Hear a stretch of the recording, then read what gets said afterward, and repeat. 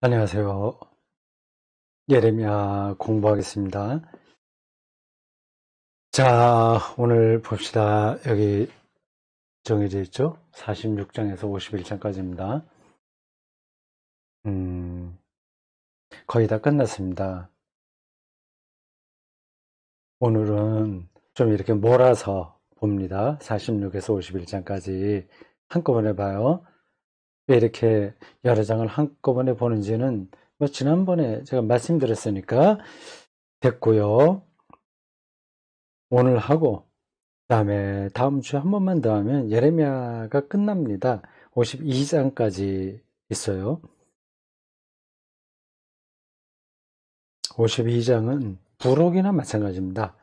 예레미야 전체를 총정리한다는 뜻으로 52장을 한번 읽고 정리하도록 하겠습니다. 자, 이제 다 이제 오늘로서 그 내용은 다 끝나다고 보면 됩니다. 51장 마지막 절에 보면 그렇게 나와요. 예레미야의 말이 이에 뭐 끝나니라. 그렇게 딱, 어, 뭐라고 그러죠? 하여튼 딱 끝내줍니다. 끝난다고 하는 걸 우리가 그걸 읽으면 알 수 있어요. 근데 52장에 턱 붙었습니다. 이제 부록이죠. 네. 자, 오늘 좀 긴데 이걸 다 읽기도 힘듭니다. 읽기만 하더라도 벌써 시간이 많이 가죠. 46, 47, 48, 49, 50, 51. 전체가 6장이 되겠습니다. 여기에는 예레미야가 이방 나라에 대한 신탁이 나옵니다. 예레미야가 행한 이방 국가들에 대한 신탁입니다. 이러한 이야기들은 흔하지 않습니다. 다른 선지자들도 좀 얘기했습니다. 부분적으로. 근데 많이 하진 않습니다. 여긴 아주 이렇게 몰쳐서 그 유대의 근방에 있던 모든 이방 족속들을 다 열거하고 있습니다. 애굽부터 시작해서 우리가 모르는 이름도 좀 나와요. 나중에 바벨론까지, 애굽에서 바벨론까지, 애굽으로부터 시작합니다. 그리고 여러 나라를 거친 다음에 마지막으로는 바벨론이에요. 이 두 나라가 사실은 가장 강한 나라였고 유대에 가장 영향을 많이 끼친 나라였죠. 애굽은 이집트 말입니다.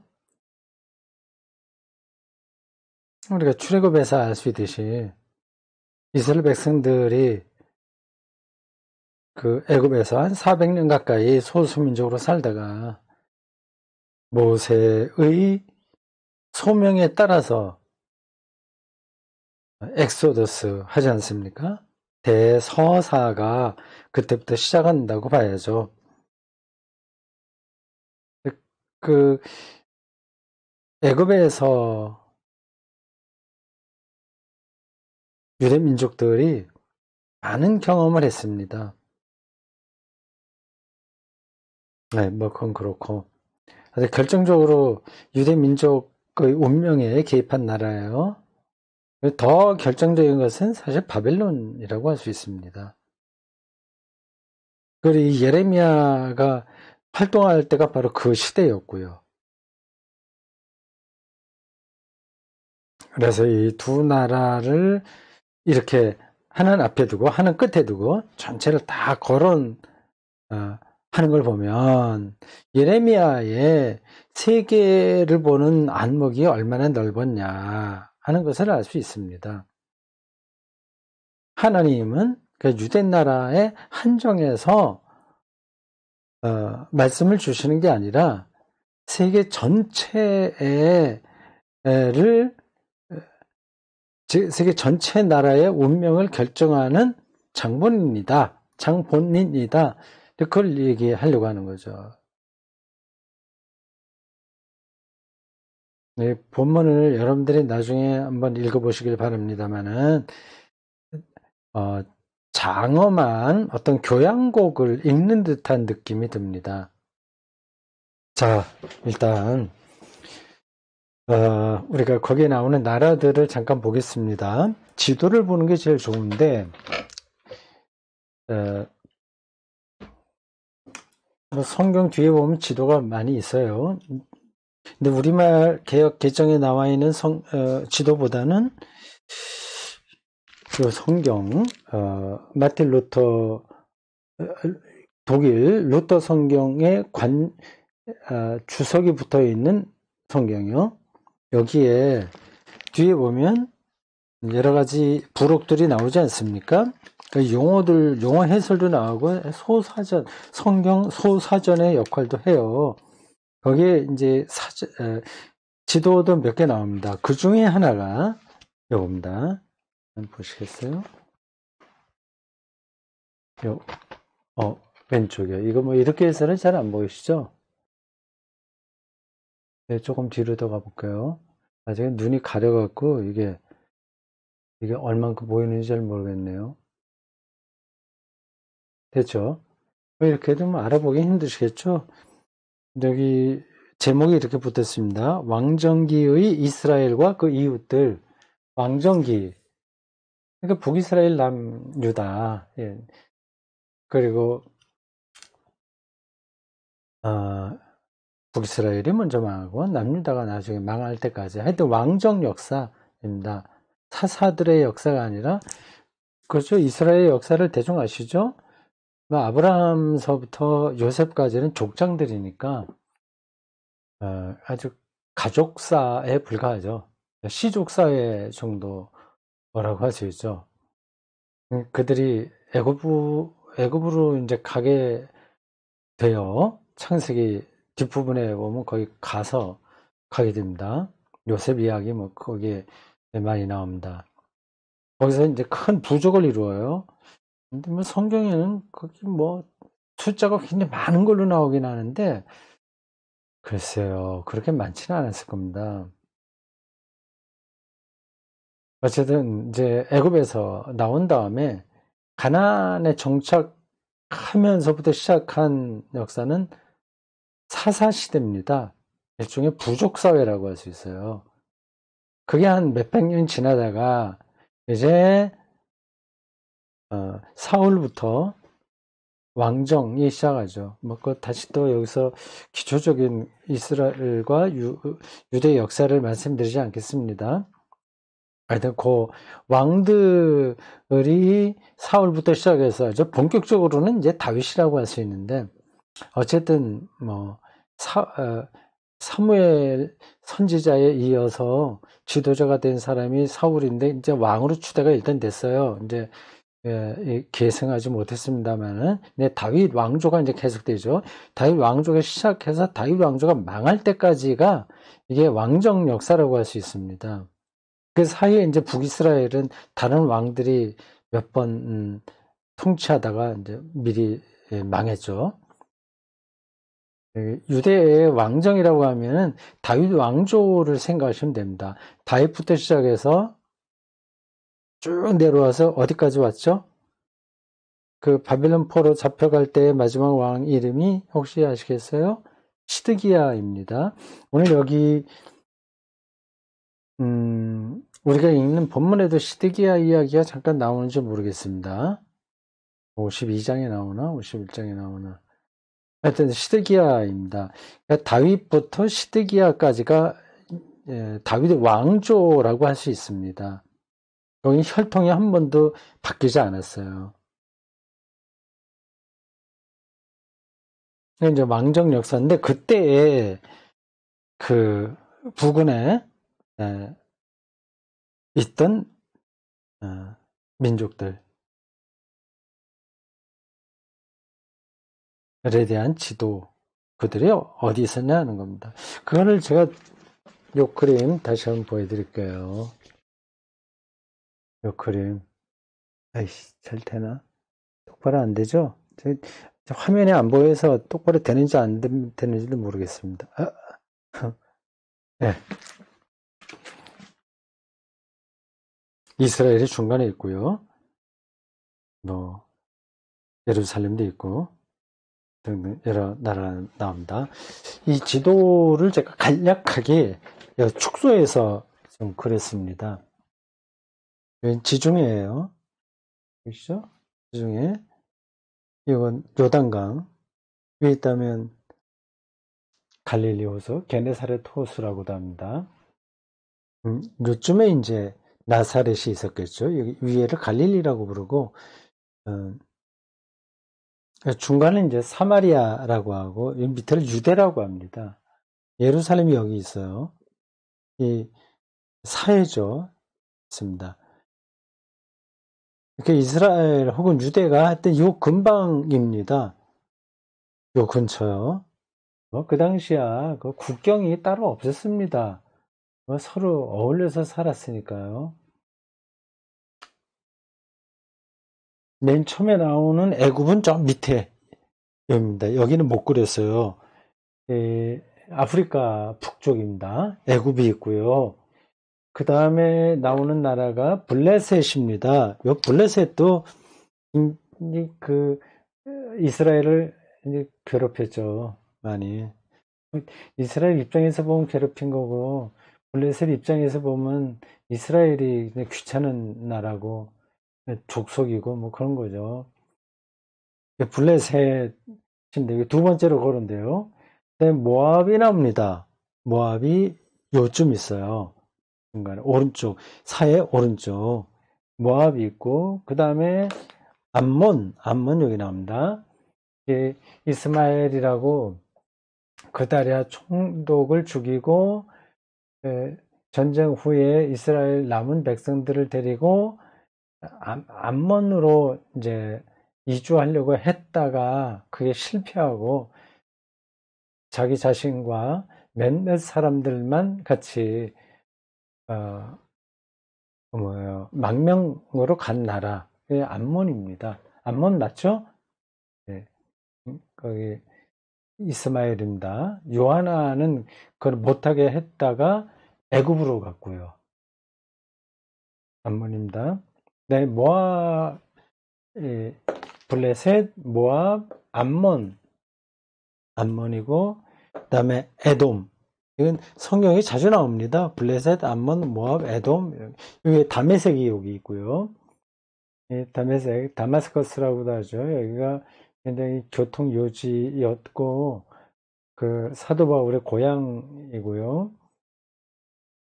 로마의 직할 식민지였습니다. 다메섹이 있고요. 그 다음에 게달, 하손, 엘람 뭐 등등 나오는데 그거는 중요하지 않습니다. 50장에 보면 바벨론, 51장에도 바벨론 나옵니다. 바벨론은 저 위에 더 올라가야 됩니다. 북동쪽으로 치우쳐서 이렇게 있습니다. 이 나라들이 사실은 지금 거론된 나라들이 다 이스라엘 혹은 유대와 직간접적으로 관련이 돼 있습니다. 서로 협조하기도 하고 싸우기도 하고 그렇죠.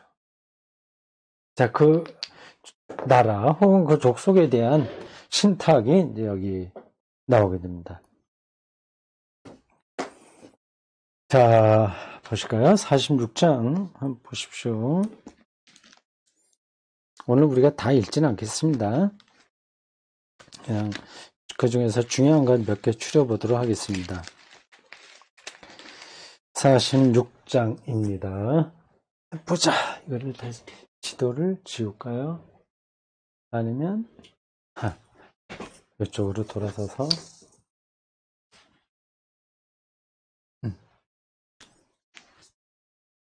보이나요? 네. 46장.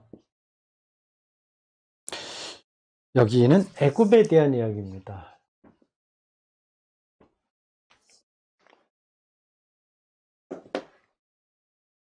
성경 보십시오. 소제목이 여기가 붙어 있습니다. 애굽에 관한 여호와의 말씀. 쭉 나와요. 제가 한번 읽었습니다. 물론 오늘만 읽은 게 아니라 그 전에도 뭐 성경 몇 번 읽긴 했지만, 여기 특별하게 뭐 작심하고 이거 하나하나 우리가 의미 있게 읽을 수 있긴 있습니다만, 그렇게 보지 않아도 될 것 같아요. 그냥 쭉 한번 훑어가는 것으로 충분한 것 같습니다. 여기서 말하려고 하는 핵심이 뭔지는 뭐 감은 잡으셨죠? 다른 나라들에 대해서 어떻게 얘기하겠습니까?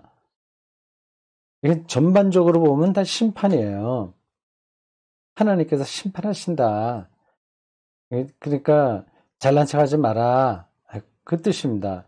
그런 것 읽게 되면 물론 우리는 성경이니까 하나님께서 예레미야를 통해서 그렇게 당연하게 말씀을 하셨지.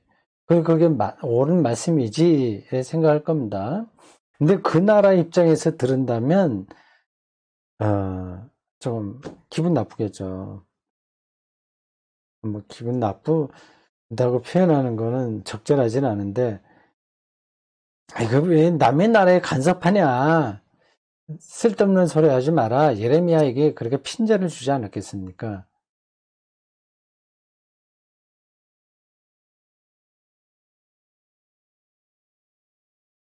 근데 예레미야와 같은 선지자들의 이러한 통찰력, 역사에 대한 분석, 그리고 미래에 대한 예지, 어, 예지 혹은 예기, 미리 내다보는 것, 이런 것들은 놀랍습니다. 이게 기도 많이 하니까 뭐 미래 일을 그냥 잘 알아볼 수 있겠지, 그런 차원이 아닙니다. 이 선자들은 아주 특별한 인물들이었어요.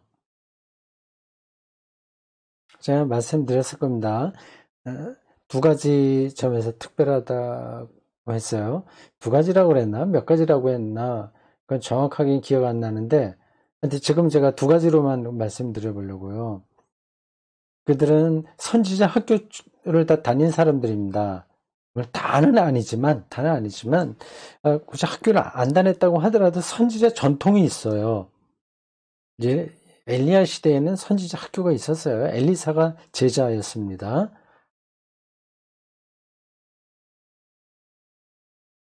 그러니까 신학 공부하고 철학 공부하고 역사학 공부하고 그런 전통이 있었던 거죠. 지식인이죠, 말하자면. 그러니까 역사가 어떤지를 잘 뚫어보는 거예요. 예? 그렇게 보게 되면, 그걸 볼 줄 모르면, 그냥 지금 당장, 저 나라가 힘이 세네. 잘 보여야 되겠네. 야, 저 나라는 부자네. 그러니까 우리도 저렇게 살아야지. 그렇게 하게 됩니다. 그러나 그 역사를 쭉 뚫어볼 줄 아는 사람이라고 한다면, 저런 나라도 곧 망한다. 지금은 대단한 것처럼 보여도, 내부적으로 균열이 일어날 수 있고, 뭐 등등등등. 그런 거 볼 수 있는 겁니다. 그러니까 그런 것에 겁먹지 않는 거죠. 그러니까 저 나라가 정말 진리, 정의, 평화 이런 데 반대쪽에 서 있느냐, 서 있지 않느냐 그런 걸 보는 거죠. 그게 잘 서 있으면 그래도 그 나라는 오래 가고 어, 그리고 본받을 만한 것이고 그냥 겉으로 부자고 군사력이 강하고 뭐 그런 것에 눈이 멀지 않습니다. 이 선지자들은요. 그런데다가 지금 이 세계를 볼 수 있는 지금 요즘 말로 하자면 인문학적 안목이 특별했습니다.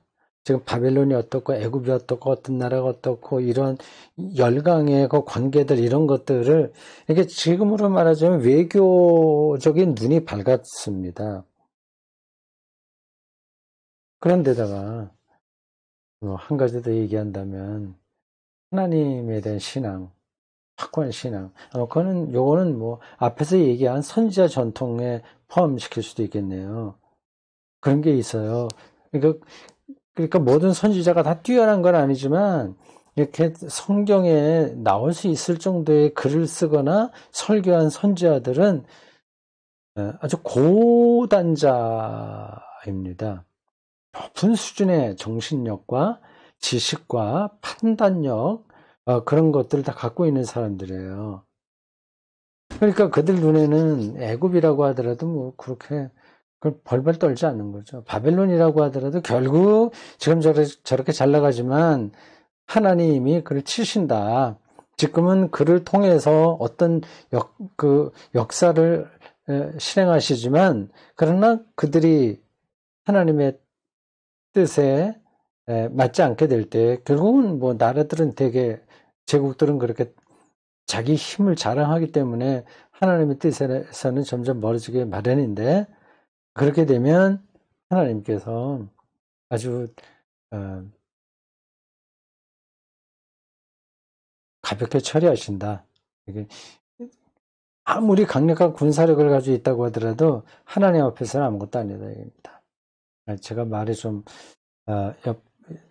좀 멀리 나갔는데 이걸 그냥 우리 개인에게 끌고 들어와도 그렇습니다. 우리가 영적으로 깊으면 그리고 성경에 대한 이해가 깊고 신학적인 마인드가 있고 삶에 대한 통찰력이 있고 하면 사람들을 두려워하지 않게 됩니다. 우리의 개인적인 실존의 삶에서도요. 저 사람은 굉장히 출세했어. 그리고 뭐 사회적인 어떤 그 높은 지위에 올라갔어. 이름도 굉장히 명망이 있어. 그렇다고 해서 그 사람을 그렇게 높이 보지 않습니다. 물론 사람을 무시한다는 게 아니라 사람 자체를 그렇게 두려워하지 않게 되잖아요.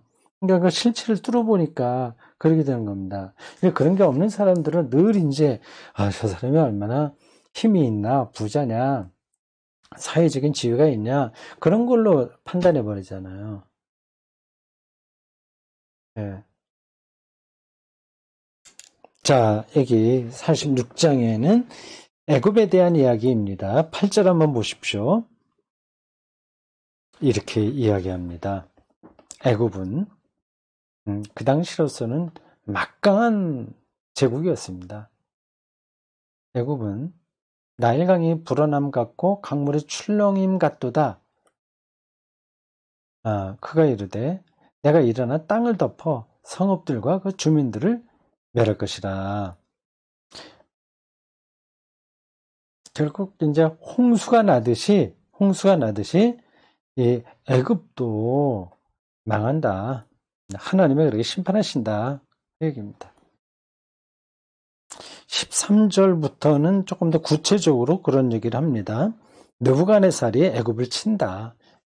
실제로 그런 일이 벌어졌거든요.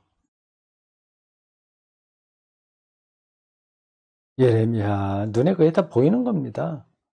국제 정세 뭐 이런저런 걸 통해서 볼 때 느부갓네살이 바빌론이요.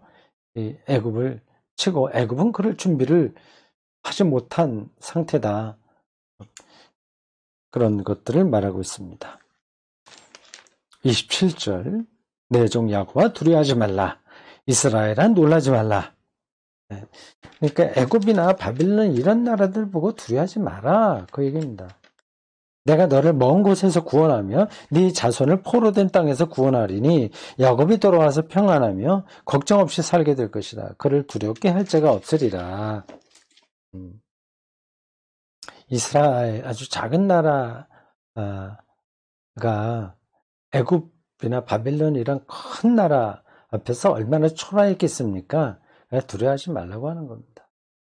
하나님이 멀리 계신 것 같은데 오히려 그 멀리 계신 그거와 같은 방식으로 너희들을 구원한다고 하는 겁니다. 예. 됐고 47장은 블레셋입니다.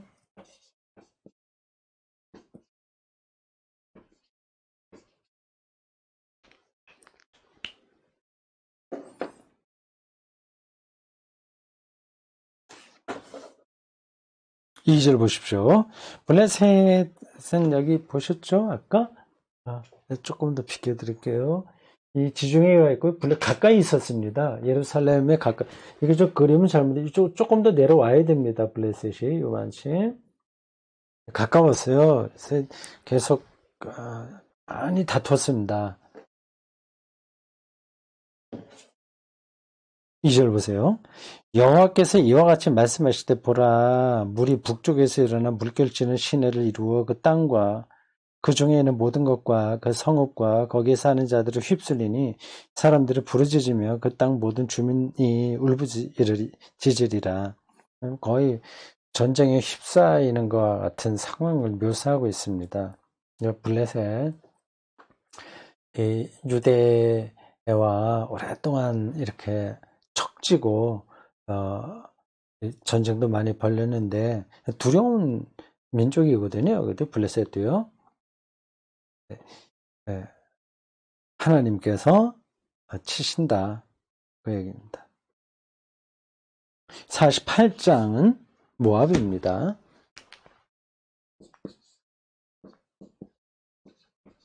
모압 어딨죠? 여기. 여기.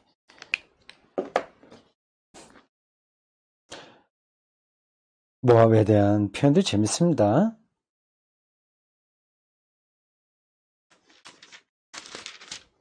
(26절) 좀 보실까요? 모압이 굉장히 잘 나갔나 봅니다. 잘난 척 좀 많이 한 것 같아요. 뭐 그럴 수 있겠죠. 여기 26절 이하에 보면, 그러니까 26절 이하의 소제목이 이렇게 달려 있습니다. 모압이 조롱거리가 되리라. 조롱거리가 된다고 하는 것은 아예 이렇게 밑에 있던 사람들은 조롱을 안 받습니다. 조롱거리가 안 돼요. 그냥 뭐 원래 그러려니 이렇게 생각을 하죠. 근데 좀 잘난 척하고 좀 고상하다고 생각하다가 땅에 떨어지면 그게 조롱거리가 되는 거죠. 이 모압이 그랬습니다. 구체적으로 모압이 어떤 나라하고 어떤 일들이 역사적으로 있었는지 그거는 제가 잘 모르겠습니다. 그거 하려면 뭐 고고학도 연구해야 되고 성경 전체를 파야 되지 않겠습니까? 여기만이 아니라 다른 데 좀 나와 있는 것들도 다 이렇게 참조해야 되고 굉장히 큰 작업이죠. 뭐 그것까지 우리는 알 수가 없습니다. 근데 여기 예레미야가 말하고 있는 그 대목으로 본다면 모압은 대단히 교만한 나라였다. 29절 보실까요?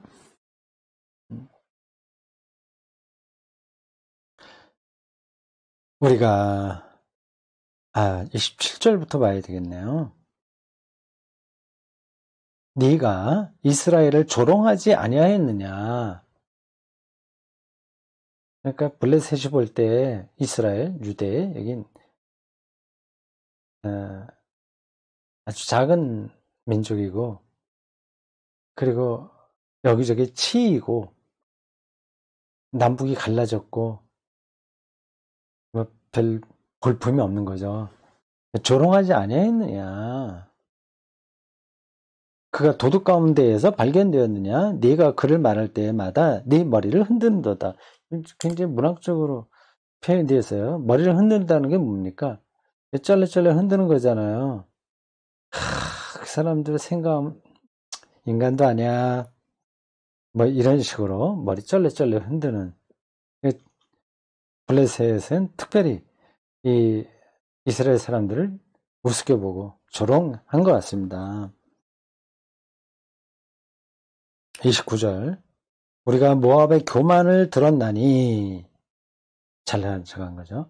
심한 교만 곧 그의 자고와 요즘 뭐 자고라는 단어를 쓰기는 않은데 자기를 높이는 거죠.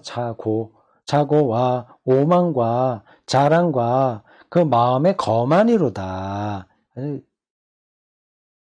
특별히 이 모압이 좀 많이 그랬던 것 같습니다.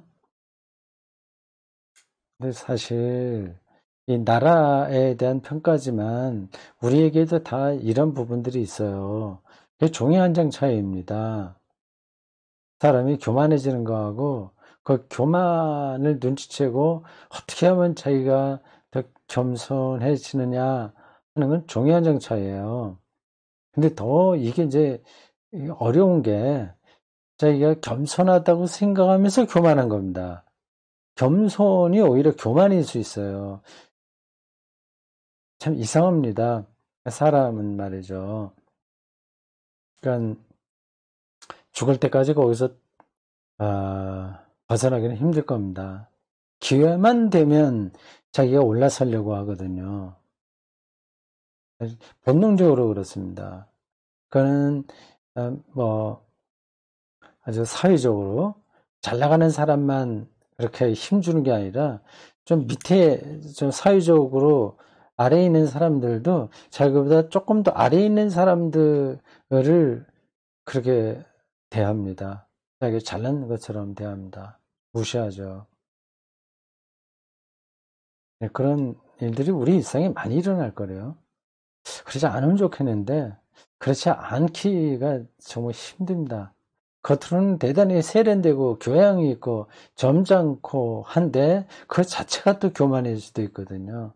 참 그런 점에서는 우리는 두렵고 떨리는 마음으로 하나님께 불쌍히 여겨달라고 하는 기도를 끊임없이 드려야 됩니다. 어느 사이에 우리가 이렇게 여기 표현되어 있는 대로 교만, 자고, 오만, 자랑, 예, 마음의 거만 이런 데로 떨어지지 않습니까? 뭐 어떻게 하겠습니까? 사람이 어느 정도로 그렇게 자랑하면서 사는 거는 그냥 받아들여야 될 것 같아요. 그게 크게 상대방을 상처내고 이 사회를 망가뜨리지 않는 한 그냥 애교로 그냥 받아주는 거 줄 필요가 있을 것 같습니다. 자, 모압이 굉장히 교만했는데 그거를 하나님께서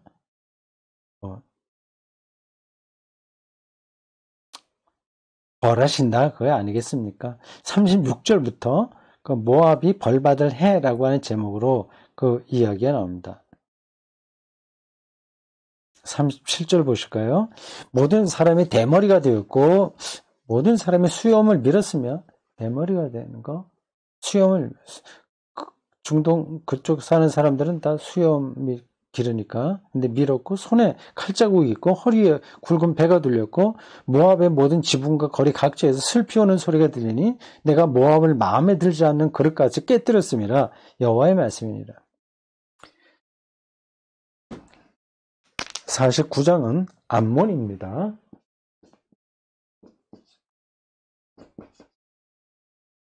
암몬, 이스마엘이 망명 떠난 족속입니다. 암몬. 암몬하고도 유대의 유대가 많이 이렇게 싸웠죠. 어려움이 많이 있었습니다. 4절 한번 보십시오. 암몬을 향해서 이렇게 심판을 이야기합니다. 패역한 딸아 이렇게 문학적이에요. 패역한 딸. 이 암몬은 그렇게 굉장히 가깝게 여긴 것 같네요. 딸이라고까지 일단 했으니까 하나님께서 예레미야 입을 통해서 이스라엘과 암몬은 좀 가까웠던 것 같습니다. 그러니까 조금 아까 얘기한 대로 이스마엘이라고 하는 사람이 그다리아 총독을 죽이고 그쪽으로 망명 가지 않습니까?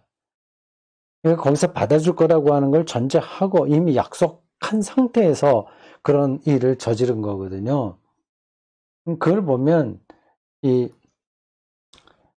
암몬은 이 이스라엘하고 사이 가까웠다. 그 생각이 들어요. 근데 여기 표현 자체가 또 그러니까 그런 느낌이 더 강합니다. 근데 실제인지 아닌지는 잘 모르겠습니다. 암몬 기억해 두십시오. 암몬 패역한 딸은 딸인데 패역했어요. 어찌하여 골짜기, 그 네 흐르는 골짜기를 자랑하느냐? 흐르는 골짜기가 뭘까요? 거기 경치가 좋은 데인가? 물이 좋은가? 잘 모르겠습니다. 예, 요단강 동편인데, 네가 어찌하여 재물을 의뢰하여 말하기를 누가 네게 대적하여 오리요 하느냐? 그렇군요. 이 암몬은 좀 부자 족속이었던 것 같습니다. 바로 앞에 나온 모압은 이제 교만했고, 네, 그런 것들을 짚어요. 그 다음 같은 49장에서 에돔이 나옵니다. 49장 에돔.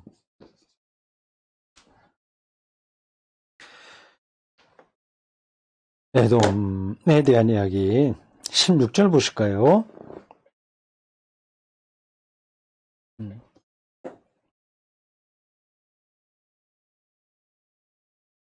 바위 틈에 살며 산 꼭대기를 점령한 자여.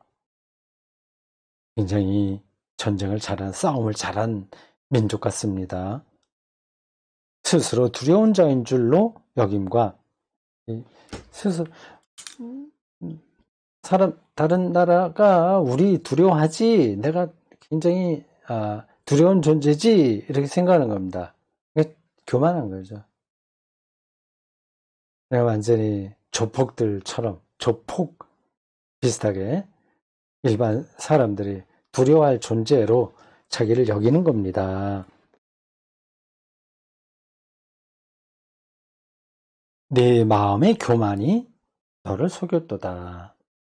표현이 정말 전곡을 찌릅니다. 내 마음의 교만이 너를 속인다. 교만, 자기를 높이는 마음 아닙니까? 자기를 속인다. 그 스스로를 속이는 거라는 겁니다. 왜 속이는 거예요? 사람은 높아질 수 없거든요. 높아봐야 별거 아니거든요. 근데 자기가 높은 존재가 아닌데 높은데 자꾸만 있는 것처럼 생각하니까 그건 속이는 거죠. 스스로 자기를 속이는 겁니다.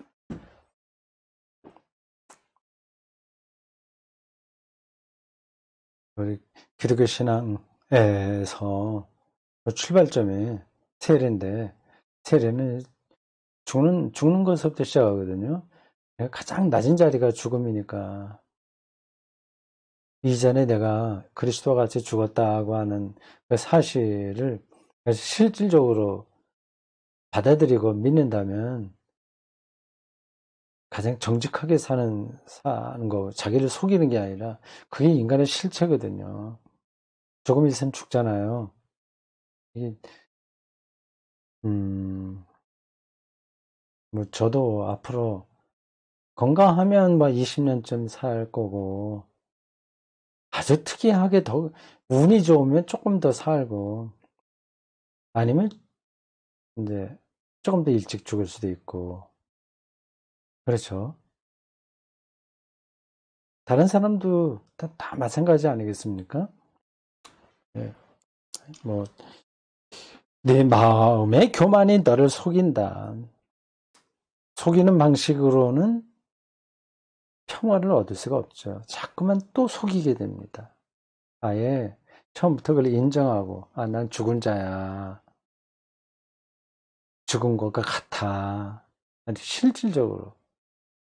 그렇게 생각하고, 그게 우리 영혼의 토대가 된다면, 속이는 자, 자기 자신을 속이는 자로 살지 않게 될 수 있는 거죠. 말이 전달이 되는지 모르겠습니다. 말은 이렇게 하는데, 나도 정말 그렇게 사나 하는 데서는 자신이 없긴 합니다. 이렇게 살려고 애를 쓰고 있을 뿐이죠. 자, 그 다음에 이야기 안 하겠습니다. 다메섹, 게달, 하손, 엘람 쭉 49장에 나와요. 마지막으로 50장하고 51장은 같은 이야기입니다. 같은 나라에 대한 거요.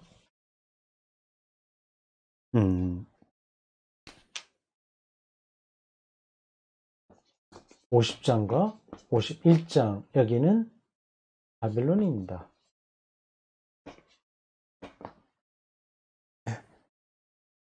지금 머리가 가려지죠?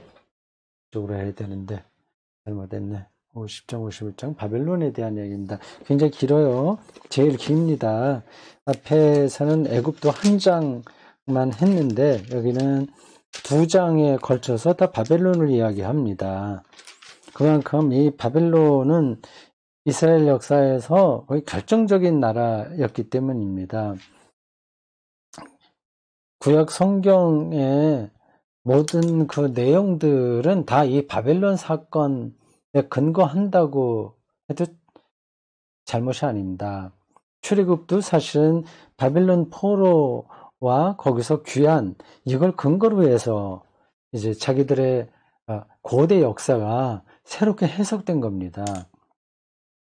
하나님께서 우리를 애굽과 바벨론이라고 하는 제국으로부터 해방시키신다 하는 그런 믿음이 이 바벨론 포로 사건에서 확실하게 뿌리를 내리게 된 거죠.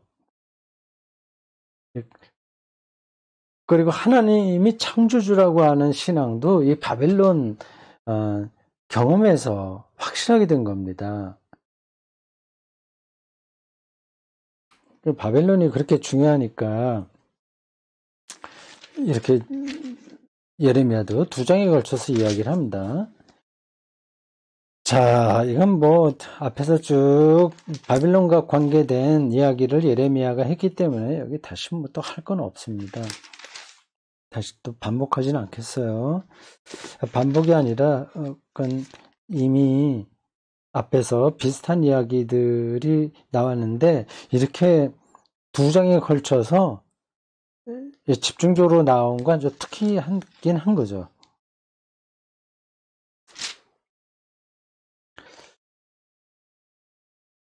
자, 여기 51장 마지막 절 보겠습니다. 요게 실질적으로 예레미야의 마지막 부분입니다. 마지막 구절이에요.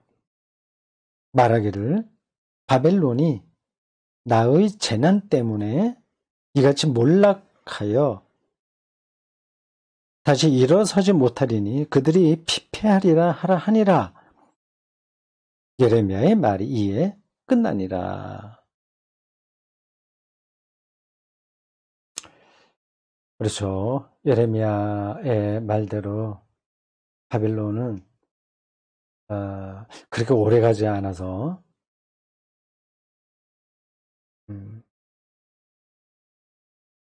망했습니다.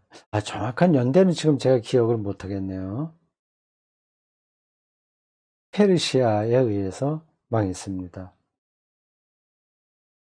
그렇게 잘 나가던 제국인데 이렇게 망할 수 있네요. 그게 인류 전체 각 나라의 역사입니다.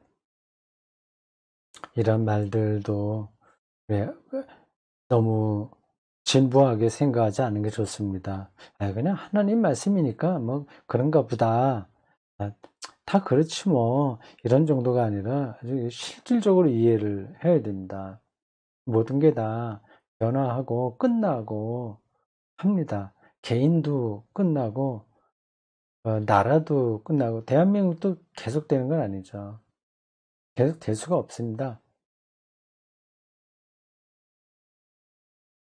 뭐 여러분들이 다 아시는 대로 이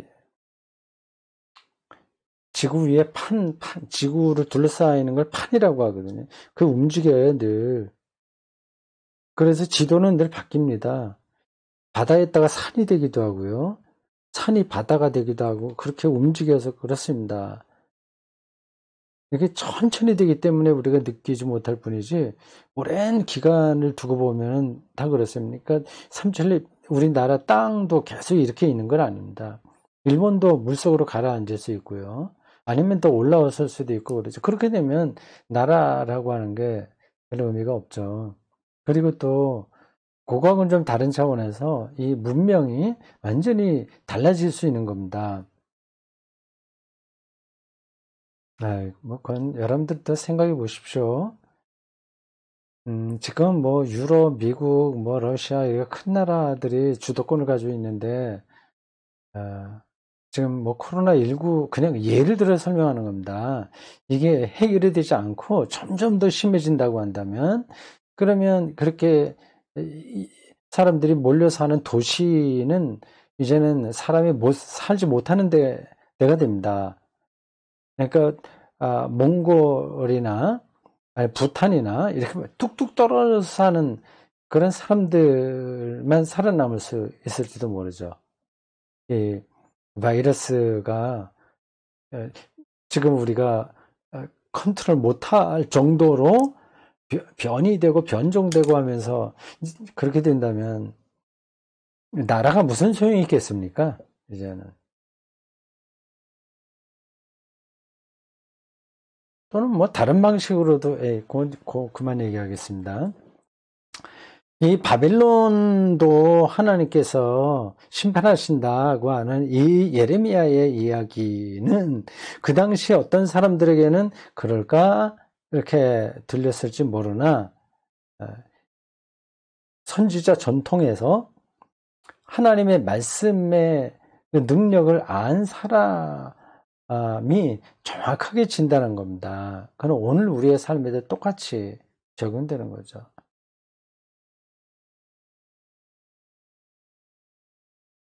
하나님이 어떻게 세계를 통치하시는가에 대해서 영적으로 민감하게 반응하고 사는 게 최선입니다. 자, 오늘 우리 예레미야 공부 마치겠습니다. 다음 한 주 더 총정리하도록 하겠습니다. 고맙습니다. 수고했습니다.